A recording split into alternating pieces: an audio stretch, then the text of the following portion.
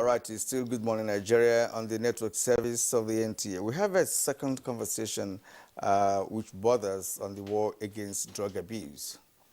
Now, it isn't just about a slogan, as President Muhammadu Buhari, represented by the Secretary to the Government of the Federation, Mr. Boss Mustafa, over the weekend launched the War Against Drug Abuse, which is a roadmap detailing how the menace of illegal drug use and trafficking will be tackled in Nigeria. The president, in his speech, which was widely published, noted that drug abuse and illicit drug trafficking pose greater danger than insurgency and banditry because they serve as catalysts for all forms of criminality and insecurity challenges that bedevil the country. Right, now joining us to discuss this topic, would like to welcome the former Director General of the National Drug Law Enforcement Agency, Otumba Lanre Epemisho. Otumba, delighted to have you again on Good Morning Nigeria after a while. Good morning, Nigerians. Thanks for inviting me.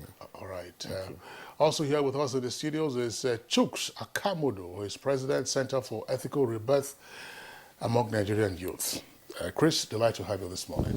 Thank you so very much for having me. Yeah. Okay, gentlemen. Yeah, Otumba, give us an idea of the level of drug abuse in the country today. We understand that since the coming of General Marwa, as the head of NDLEA, a lot of progress, has been made with respect to arresting drug users and, of course, arresting drug users and, of course, picking up drugs from different parts of the country at the airports and what have you. So what is your view of drug abuse in the country today? Thank you very much, NTA, for your massive contribution towards this war against drug abuse, which you started long ago. Marwa's role is to enhance synergy between all the stakeholders to ensure that this battle is won. NDLA has tried all the seizures on the streets, but the users are increasing. So when he came in, he decided to focus on drug demand reduction. Drug demand reduction. Fighting drug, there are two-pronged approaches: the supply and the demand. On the demand side, we haven't been able to achieve much. That is why the supply is increasing.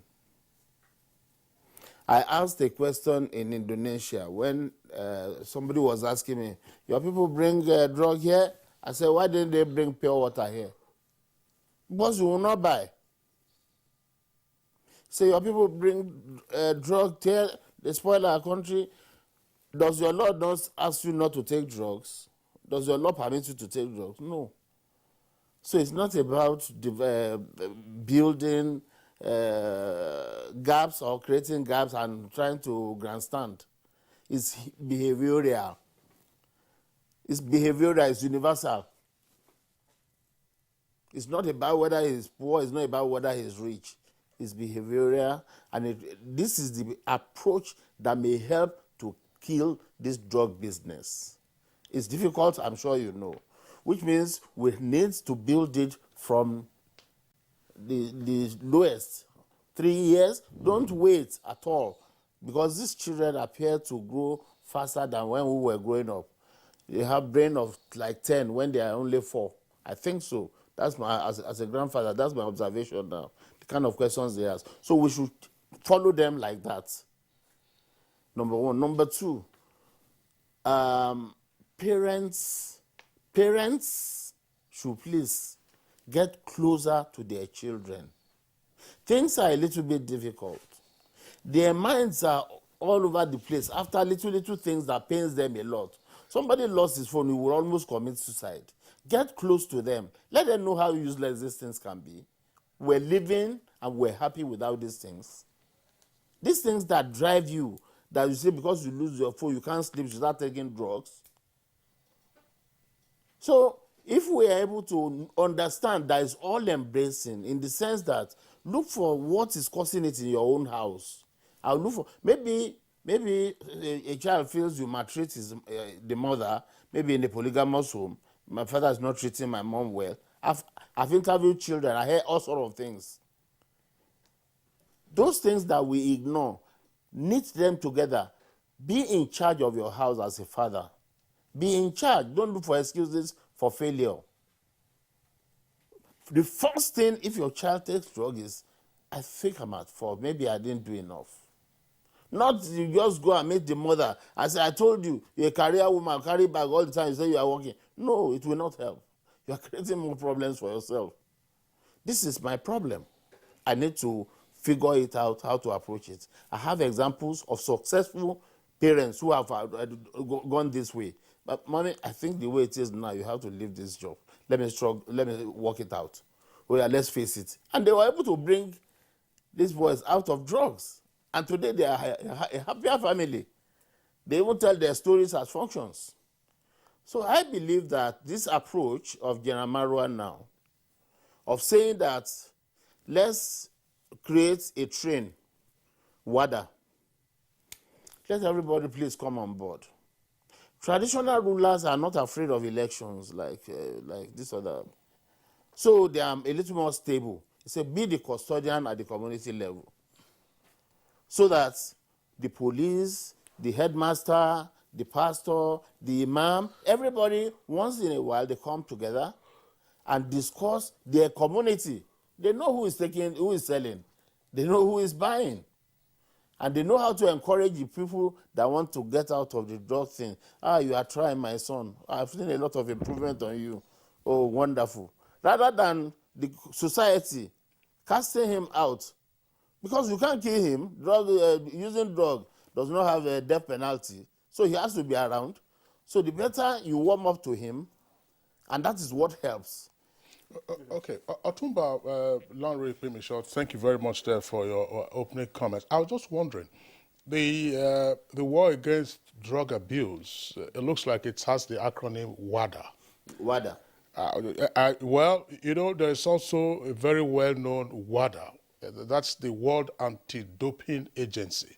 That has to do with sports and so on and so forth. So that it's not mistaken for the World Anti-Doping Agency. Maybe you may, I mean, that's the, those who Christian this may wish to find. You are very correct. But you can be sure that this is our own calamity now. It will overshadow the one you are talking. The one. Well, I'm just talking about the nomenclature. Yeah. That's to say the acronym. That is if you say correct. this is WADA, it may be just, okay, Olympics is coming, this is about taking the steroids to be a high performer. Okay. We're talking about mind-bending drugs amongst the population in Nigeria. And Chris Akamodo, I want to bring you in here. Chuks Akamodo, I want to bring you in here with regard to the drug demand reduction.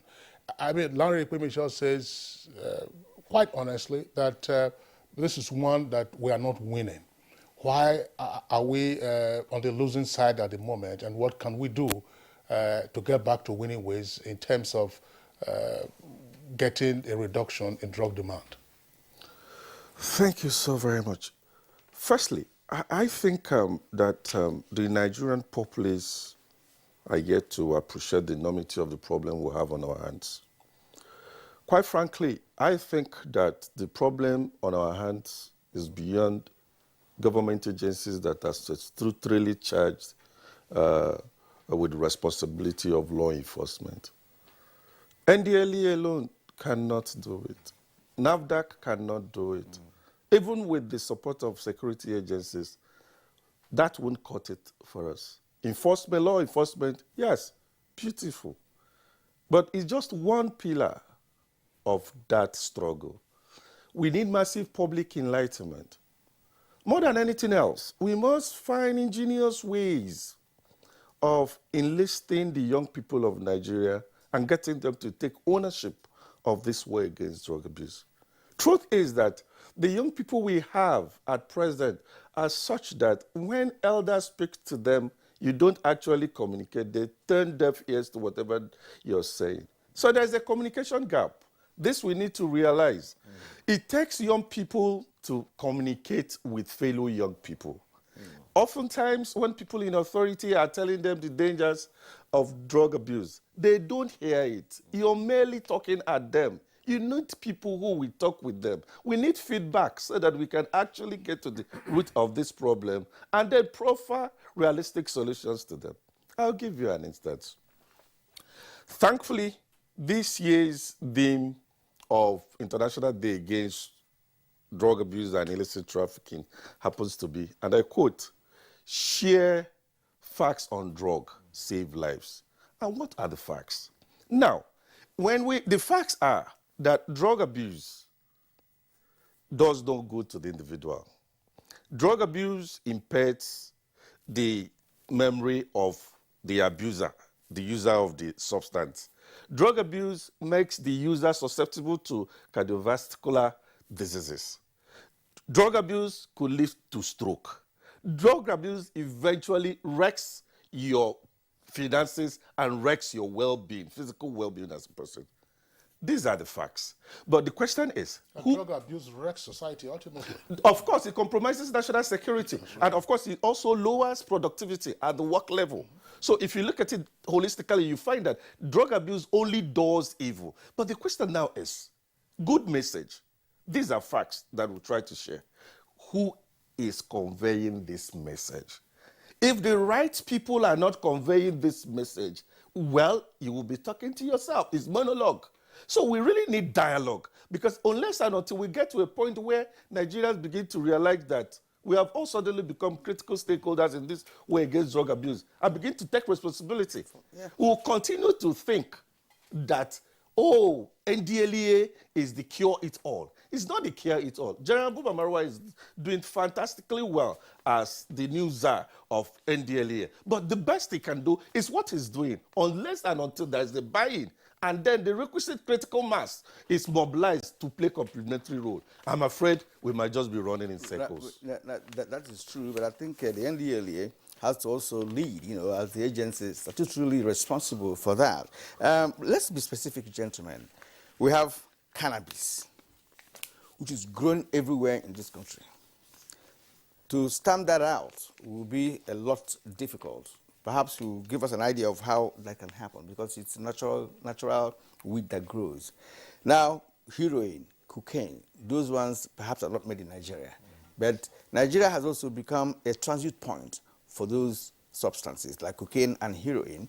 Of course, the record we have since Marwa came on board is that many have been intercepted at the airport and what have you. Now, I don't know the demand of such substance, cocaine and heroin in Nigeria. How do you assess such demands of heroin and cocaine? But when it comes to cannabis, it is grown here. All right. And if we are going to tackle it from the point of cannabis, which is the most common one in Nigeria, how should the NDLEA or any other institution, be able to address that, knowing full well that our people are directly involved from the planting level? Yes. Economic. Thank you very much. We're trying our very best to have Nigerians queue behind this war for information.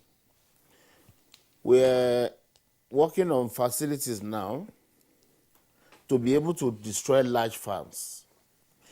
What drives the farm is the money, isn't it? So if you have invested over 100 million on a farm and you are not able to pick out anything, we have weekend due for the next session by the grace of God. The ones you have in your warehouses, we're going after them. You are aware that we're taking about 5,000 more boots on the ground now, so that we can have, as I speak with you now, we don't have up to 2 per local government of our officers. So it's a far cry from what we need. So government is assisting us to bring in more young, agile people to fight it.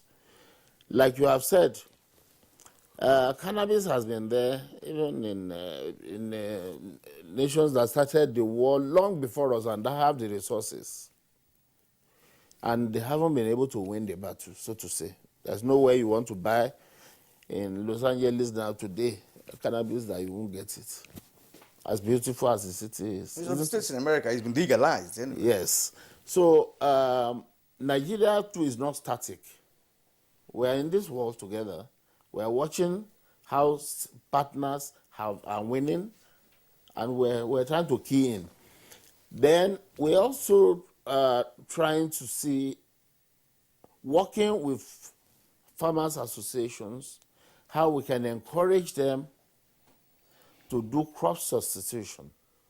Okay, you have this farm, you have invested this much, and if you have the capacity to produce cassava, we can encourage you. We're starting that now. Then another at the planning. We're at the planning stage now. The farmers are cooperating. By the time you see that there are facilities for growing legitimate crops, it is not likely you want to be chased around in the night and like a criminal. Then these communities where these things are grown, it's Nigerians that are going to get hurt by the proceeds and the products from this farm. So we need to educate Nigerians that this man is evil to you, so that we all turn against them. Now, like he said, General Marwa came in, and suddenly you are hearing so much massive seizures. Those 90 billion naira he mentioned, that is a lot of strength withdrawn from the bad boys, isn't it? 90 billion in less than 6 months, with little or no additional resources. Again, he understands that, like you hear NDCMP, National Drug Control Master Plan. What's this about? This is the roadmap to winning this battle. Ministry of Health, everybody must be part of it. Teachers, pastors, imams, everybody. So there is no CEO of NDLA that has met the stakeholders and incorporate them into the battle like General Marwa. That's the secret.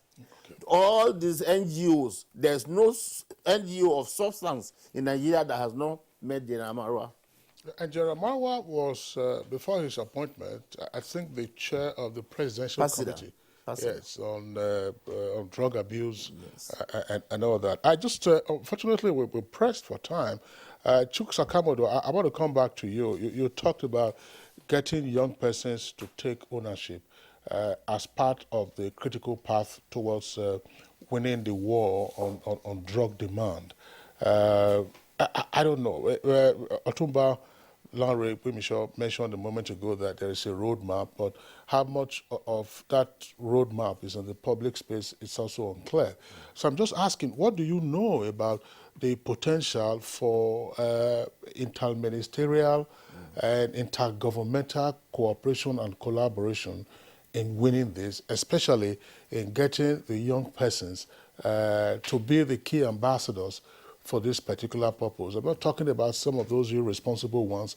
One of them sang one song one time, Science Student, which was banned from the airwaves. Yeah. What do you think we can do? Well, at the level of Center for Ethical Debate among Nigerian youths, we've been doing this annual National Youth Conference on Drug Abuse, and year in, year out. And the feelers we get from these young people that we gather from across the country is that they feel somewhat alienated. The truth is that this thing has become a fad. It's fashionable amongst young people. And then, unfortunately, the vulnerable amongst them are now embracing this thing because it's fashionable, not because they really desire to get high. So there is a need for us to rise to the occasion by ensuring that we protect the interests of these vulnerable ones, otherwise good children who don't want to do this. But because taking drugs now validates you as a young person, you find them caving in. So at that level, what I think is, now, look at what happened in Abuja State on Saturday. A young man, Kamsisa, 400-level student of optometry, Abuja State University. He took Colorado. He couldn't contain it. What's Colorado? Well, another species of. Another trauma. Oh yeah. Oh no, stronger than that. You were talking about cannabis. Combination of substances. Cannabis is no longer a challenge, really. They don't, as far as they are concerned, it does not hide them anymore. They go for things higher. So he took Colorado on Friday, just on Saturday. Incidentally, same day the world was marking International Day Against Drug Abuse and Illicit Trafficking. He couldn't contain it. His colleagues had to find a way of taking him to the room and locking him up. Then he found a way of leaving the room through the balcony. 3-story building. He jumped from there and he died. Yeah. This thing happened on Saturday, about 48 hours ago. Now, this is a classic case of what drug can do to the young people. Now, things like this are, with the graphic details, these are things young people should be meant to go to town with, so that they can talk to one another. This is the ultimate end of this whole thing. Right. When you leave this thing in their hands, I can assure you they will run better with it. If you're talking about music and all of this, they are the ones singing these songs.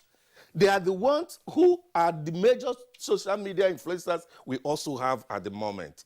Talking about Nollywood, quite a number of them are active players in Nollywood. These are media, these are channels that we could actually fight this thing to it. Okay, Chuks Akamodu, again, as you said, we're pressed for time, but this is, again, a subject matter that we will return to, hopefully, from time to time. Chuks Akamodu, President, Center for Ethical Rebirth among Nigerian youth, would like to appreciate your contribution, brief as it has been, to this conversation. Thanks for the honor. Former Director General, NDLA, Otumba Olare Kwimisho, we also like to thank you. And, of course, you can always continue to count on the support of the Nigerian Television Authority in the war against drug abuse. So that's it for our double take today on Good Morning Nigeria. Thanks for tuning in. We're back tomorrow. As always, same time, 7 in the morning. Until then, do take care of yourself. I'm Kingsley, your signing off. And I'm Kieran Umaya. Thank you for watching. See you again.